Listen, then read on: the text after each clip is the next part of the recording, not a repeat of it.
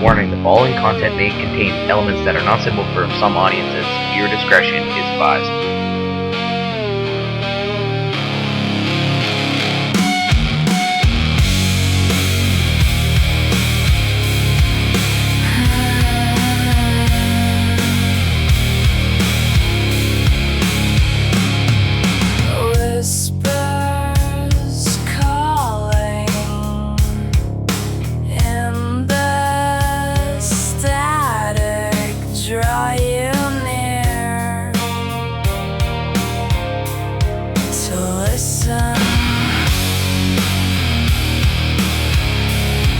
Kimiko is here to bring you fear of the unknown.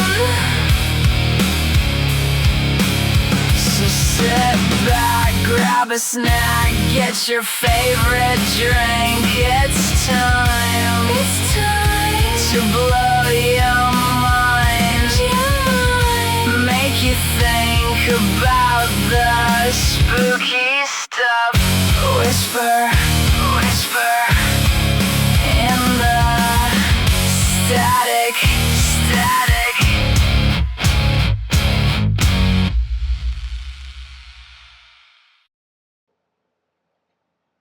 Hello, Wanderers, and welcome back to Whispers in the Static. I'm your host, Kimiko, and speaking to you from the quiet edges where signals distort and old voices push through the noise. Tonight, we leave behind flickering street lights and city ghosts, and we step into a vast, open grasslands and river valleys of the Great Plains.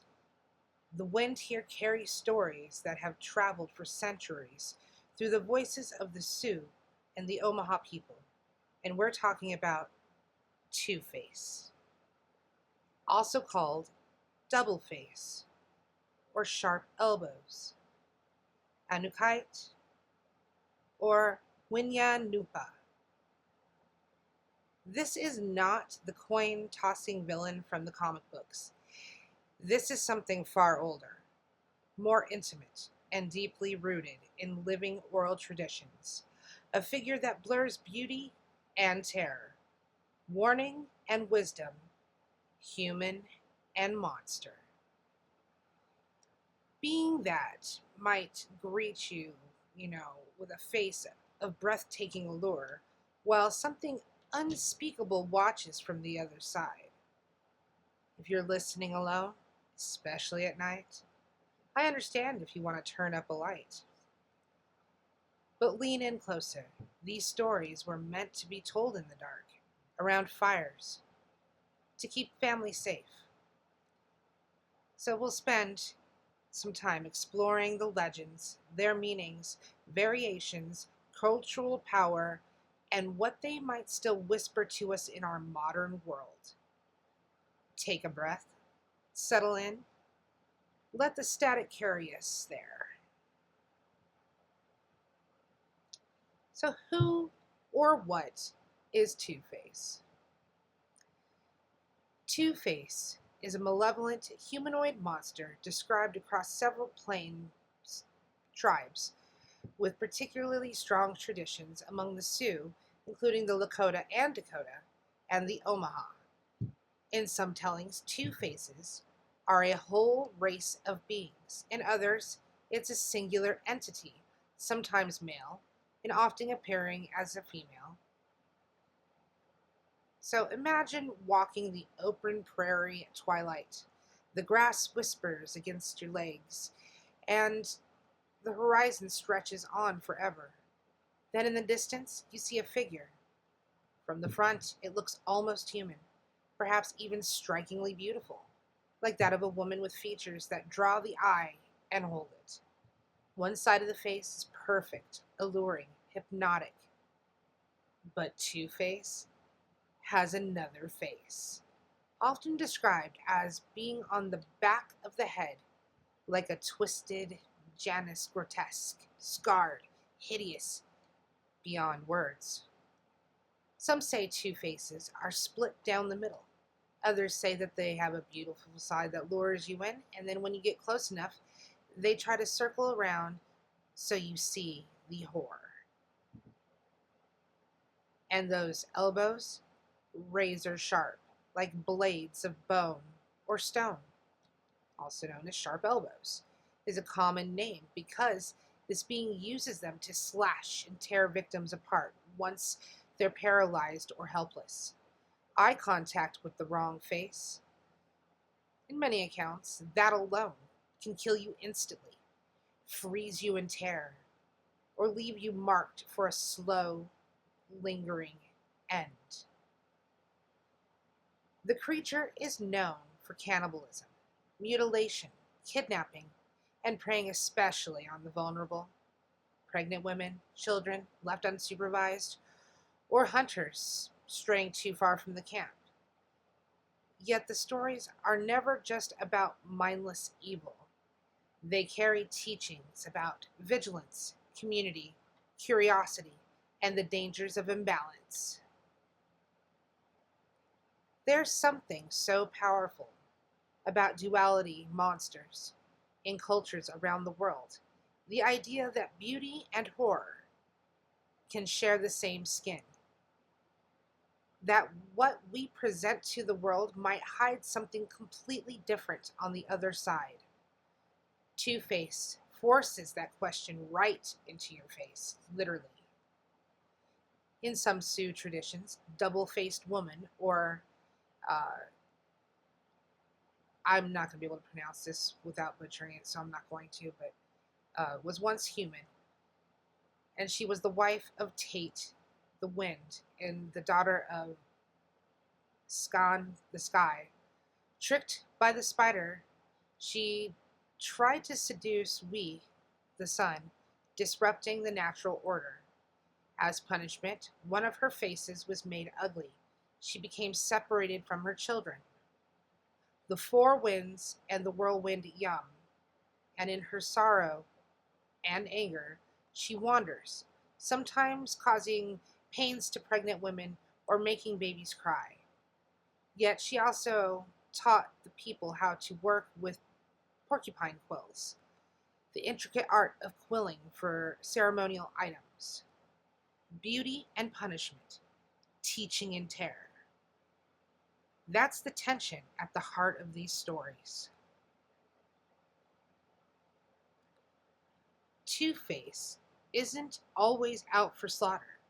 Some accounts speak of a whole people, like race, of Two-Faces. Others say it appears in dreams. Among the Lakota, dreaming of the double-faced woman could bring misfortune or illness. But certain encounters with Double Woman, or Winyan Nupa, were tied to powerful creative gifts, especially for women who mastered quilling. These women sometimes lived outside ordinary social expectations, gaining status through their art, but paying a personal price. The monster becomes a complex mentor figure. Let's go deeper with one of the most famous tales, the Omaha tale of Two-Face and the twins. One of the best known stories comes from the Omaha tradition, the birth of the hero twins and their encounter with Two-Face. This motif appears across many Siouan tribes, and here's a respectful, dramatized retelling drawn from traditional accounts, and I'll shift voices slightly for the characters if I can. Listen closely.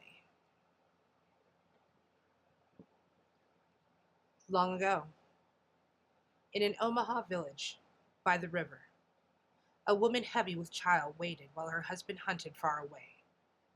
She was pregnant with twins. The days passed. 1, 2, 3. And on the fourth day, loneliness and curiosity stirred in her heart. The camp was quiet. Too quiet. She stepped outside the lodge. A voice called to her from behind. Strange and coaxing. "Look at me," it said. Something in her spirit warned her. Do not turn. Do not look. She kept her eyes forward. Her heart was pounding. The voice grew insistent, pleading, then angry. Still she resisted. But eventually, she turned. There she saw it. From the front, a figure of terrible beauty. But as her eyes met its gaze fully, the other side revealed itself, a face full of horror that no human should witness. The Two-Face, a man-eating ogre with elbows sharp as knives. The woman died the instant her eyes fell upon the hideous face. The Two-Face cut her open and consumed much of her, but the twins inside, they lived. In rage or strange mercy, the monster took one unborn child and threw the other aside. One twin was carried off into the wild, the other remained near the village, eventually found and raised by the people. The twins grew strong and wise, knowing in their bones that they were connected. When they became young men, they found each other. They learned the truth of their mother's death, and together they set out to hunt the Two-Face, becoming, a legendary monster, and them becoming legendary monster slayers, restoring balance after tragedy. This story isn't simple horror.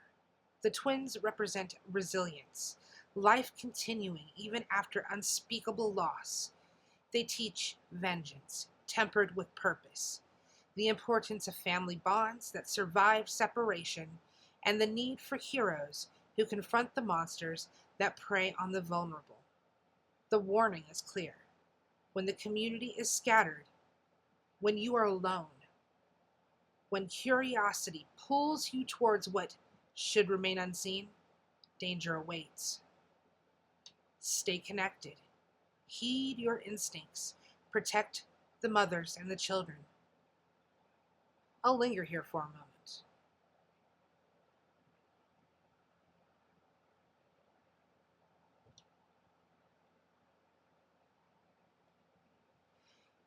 Imagine that pregnant woman, standing on the edge of the village, the wind tugging at her dress, that voice calling from the shadows behind her.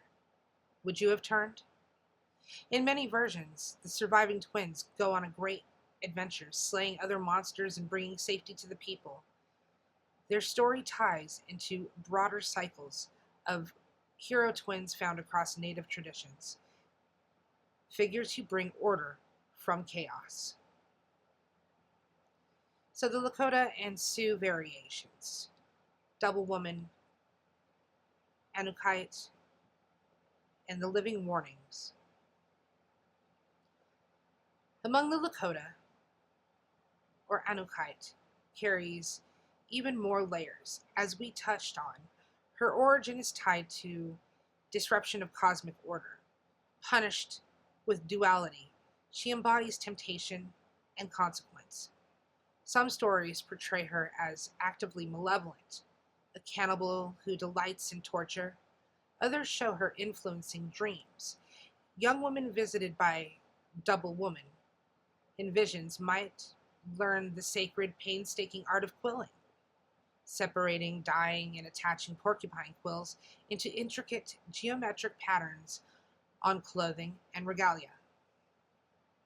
Mastery brought honor, but it often demanded solitude, dedication beyond marriage norms, and sometimes living outside conventional roles. The double-faced mentor mirrored the double life these skilled women might lead: beauty in their creations, hidden costs in their personal worlds. In other accounts, two-faced or double-faced woman is blamed for childhood night terrors, seizures, or unexplained illnesses, a way to name and confront afflictions that medicine and community work to heal. There are hunter encounters. A man alone on the plains sees a beautiful stranger. He follows. Only too late does he realize the danger. Or groups of two-faces traveling together, preying on camps. These aren't just scary stories told to children. They encode real survival knowledge for life on the plains. Vast, exposed landscapes where threats could come from any direction. They reinforce taboos, encourage community watchfulness, and explore the human capacity for both good and harm. Let me share another brief vignette. A hunter tracks games at dusk. A woman appears, smiling, beckoning. He approaches. She turns, and the elbows flash. The stories rarely end well for those who ignore the signs, yet the survivors, or the heroes who avenge them, carry the lessons forward. In some tellings, simply refusing to look at the second face, or fleeing without engaging, is the only escape. Inattention and quick action becomes weapons. We also hear echoes in modern native storytelling where two-face sometimes becomes a metaphor for broken promises, the two faces of outsiders, or internal struggles with identity and duality in this changing world. These stories live and adapt while honoring their roots. Symbolism, comparisons, and deeper meanings.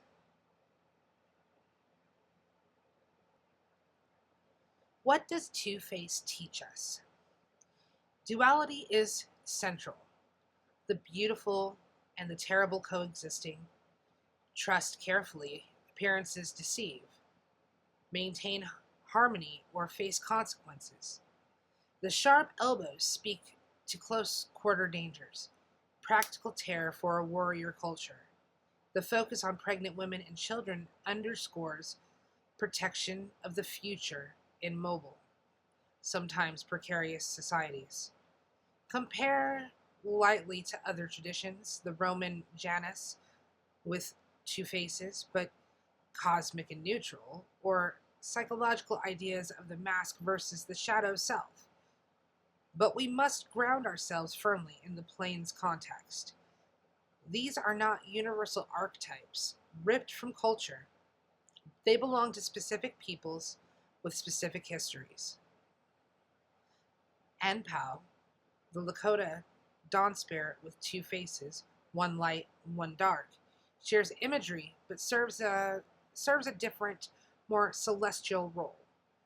Two-Face is visceral, earthy, dangerous. In contemporary times, artists and storytellers continue engaging with these figures in painting, writing, and performance, keeping the warnings and the wisdom alive. As someone recording this, from Phoenix, where the desert has its own vast openness and hidden dangers, I feel the resonance. The plains feel even more exposed. Nowhere to hide. What faces do we show in the world? What do we hide behind? When we have been lured by beauty only to glimpse something harsher underneath.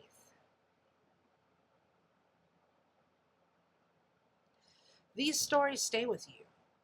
They're meant to. Not as entertainment, but as a living knowledge.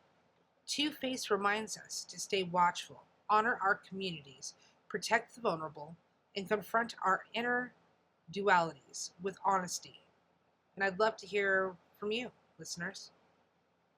Do you have any duality stories of your own?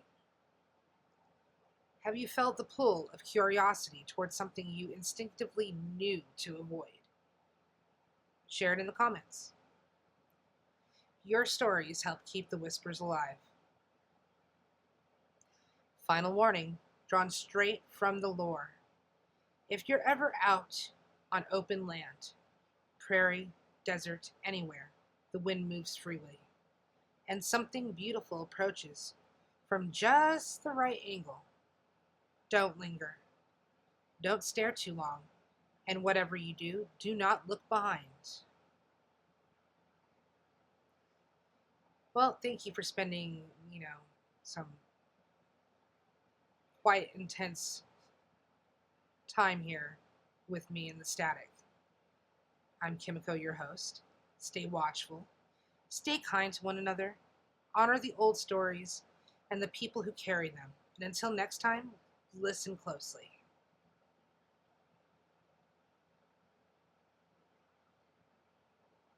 Disclaimer: this episode draws from publicly available retellings and summaries of oral traditions.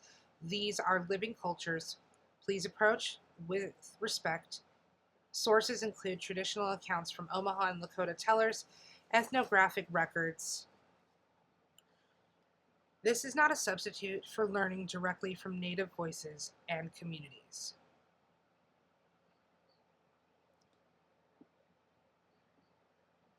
Warning: the following content may contain elements that are not suitable for some audiences. Viewer discretion is advised.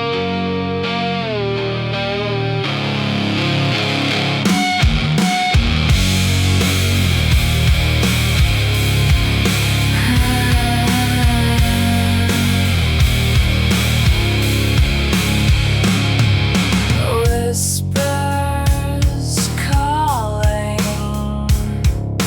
in the static, dry